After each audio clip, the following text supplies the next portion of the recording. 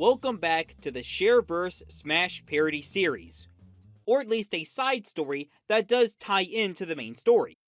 I'm AJ, and this video will discuss a particularly distinct chapter in the Smash Lesbians series, that being Sephgirls, a parody series of yet another competitive fighting game, this time utilizing the Astral Souls that are seen and chronicled by the deviant artist Sephzero. And if you would like to know more about these characters in Shareverse, I have made many other videos that depict their involvement in other storylines, mainly Blood of Sephzero. But for now, Sephgirls is especially important because it is the first time where the Smash parody series begins to grow and expand from its initial purpose. On January 7th, 2017, the aftermath of Smash Lesbians' anniversary started to settle. My reflection had to say farewell to a recent but thought-provoking ally, and was even in a bigger spiral of depression and confusion. But with the previous night not only introducing a Sephzero organization member to the production, but her fight was one of the most captivating moments in the entire parody series alone. That's when AJ got an idea. Putting Smash Lesbians on hold was something that he could do, as a parody series that primarily focused on the Sephzero organization was a much more captivating and lucrative idea. And what better way to utilize these members in a parody series than in a fighting game that has a major cult following featuring likewise girls with several misfortunes. Towards the end of 2016, beginning of 2017, I was getting into Skullgirls, so AJ definitely had his work cut out for him. After taking some talks with Starla, the head of the Sephzero organization, AJ was allowed to use some of the members for his series, as long as Starla gets all of the attention and profit from the event. 1 week following the anniversary event, on January 14th, Super Smash Lesbians Presents Sephgirls held an event prior to releasing a game adaptation for all Astral Souls to see and or play. With Skullgirls, majority of the characters are female who have their own grievances and goals that can be fulfilled through that of the Skull Heart, which is currently being held by the then Skullgirl host, Marie. Unlike Super Smash Lesbians, this event only had 14 participants in the production, and with that intro, we can talk about which members played what role, some of which I've already talked about in previous videos, but there are some new faces I didn't get the chance to talk about in Blood of Sephzero or in the unit's finale. For the main character of Philia, that role was portrayed by Helen Hyde, who was the main character for the organization. The superheroine Isa Powers portrays the role of Cerebella, mainly for her focus in strong physical combat. Although it is ironic considering the fact that Super Sojo G is a representation of peace and justice, unlike Cerebella, who works for the mob. So, yeah. For the rubber hose character of Peacock, that role was portrayed by Miss Vixia Vixen, a mischievous trickster that would suit the role well.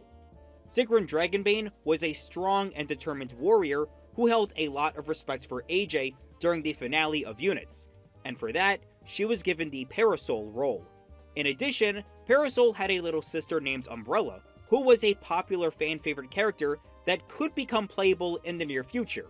So, as an added layer of convenience, if Umbrella joined the roster, which many years later she did, that role would be portrayed by Sigrun's vessel's cousin, who also is the vessel of another fantastical creature named Wild Trisha. Yeah. Next up is a member of the organization I haven't brought up yet, and that is Patricia Trinket, part-time park ranger who has a thing for jewelry, which can transform her into a beast named Last Chimera. This was the perfect member to portray the Misfortune role, a part-time waitress who also likes jewelry. And now we can get into our villains. Kind of. First up is Painwheel, a tragic character mind-controlled by brain drain in serving Marie. This role would be obviously played by Unimara, yet another pawn of Starla's control. The mad scientist, Cheryl Hyde, would portray the ninja nurse assassin Valentine, who was also somewhat of a mad scientist. And as for Starla the Sensational herself, she was given the double role, a thing-like creature disguised as a nun that can mimic all of the other fighters. AJ promised Starla she would get all the attention, and what better way than to be a taste of every member of the production. All that was left was the main villain, the Skullgirl herself, Marie. It had to be Jackie. Marie had 3 phases in her boss fight, meaning Jackie could use her 3 forms for each phase. So that was the main roster. But we're not quite done yet, since by 2017, the second Encore expansion had already been out, giving the game 6 more characters. For the role of the zombified Squiggly, that was given to Black Fox. Both had light blue skin, and the fact that Black Fox is a self-titled demon lord, whereas Squiggly's pet serpent Leviathan is also considered a demon lord in certain mythologies, so it checked out. Just don't tell Miss Lilith. Another Sephzero member I've yet to bring up was Susie Morris, an athletic high schooler that can turn into the hulking brick house following an extreme surgery during an accident. She was given the role of Big Band, who had a similar backstory of being surgically rebuilt after a near-death experience. The role for the loudmouth wrestler Beowulf was given to Big Bad Wolf, because, come on. Now, as for the cold-hearted Egyptian blood goddess Skemet and her host Eliza, that role was given to Diva.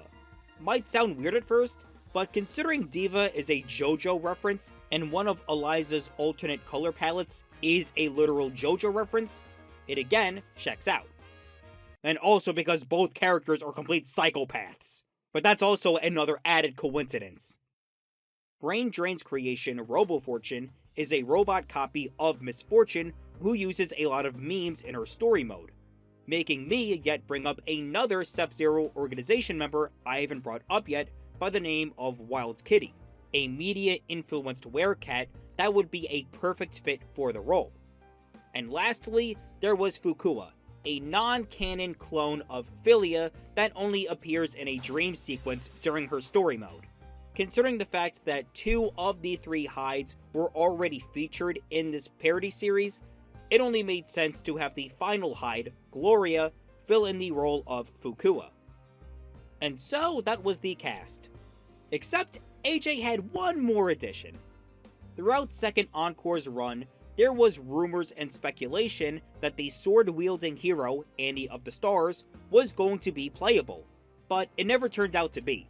However, I was never satisfied with this, so in Sephgirls, local Blood of Sephzero's heroine, Pearl Kingsley, portrayed the role of Annie. Since Pearl was a fictional creation from Aaron's books, and Annie is a TV star, it only made sense. And funny enough, I did get my wish for Annie to be playable years down the line. But with all of that said, that was the full roster when the livestream went up for Astral Souls in 2017.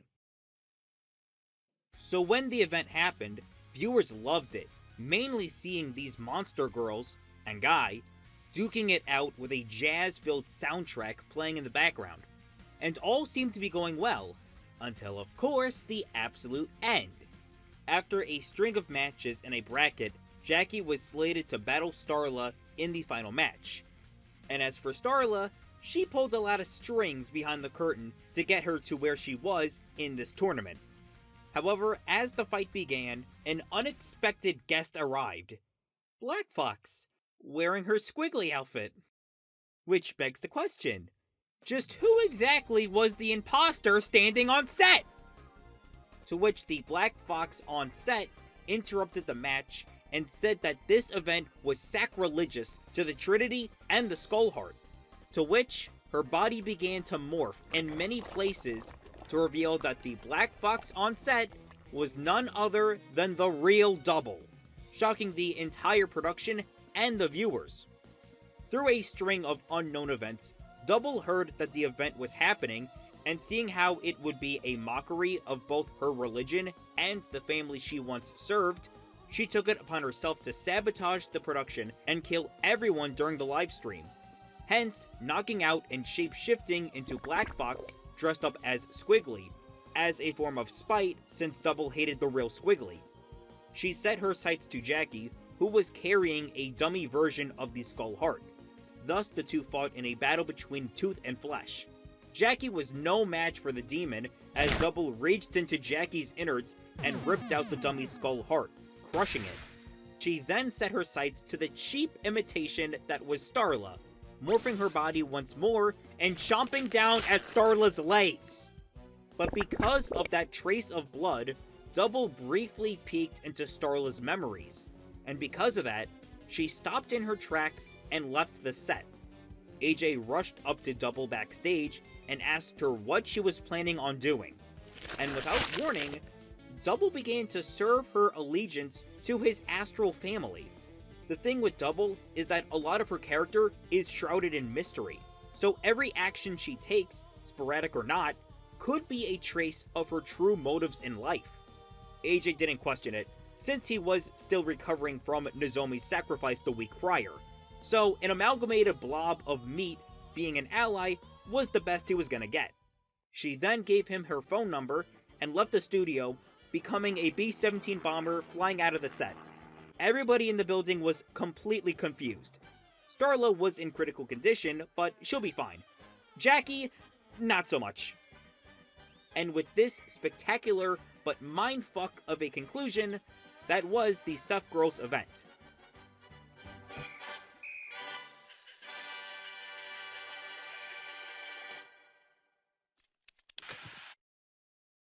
Now, because Double did participate in the event as Black Fox, that indirectly means that Double is now a part of the Sephgirls production. Those are the rules after all.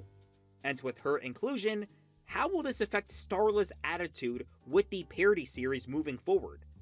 Sephgirls did really well in its event as well as its later game adaptation. With the success of Sephgirls and Super Smash Lesbians, it was only a matter of time before both productions would clash. But that's a story for next time. With that said, if you enjoyed the video, consider leaving a like, and to see where the Parody series will go, as well as Double's personal quest, hit the subscribe button. Until then, I'm AJ, and I'll see you all in the next one.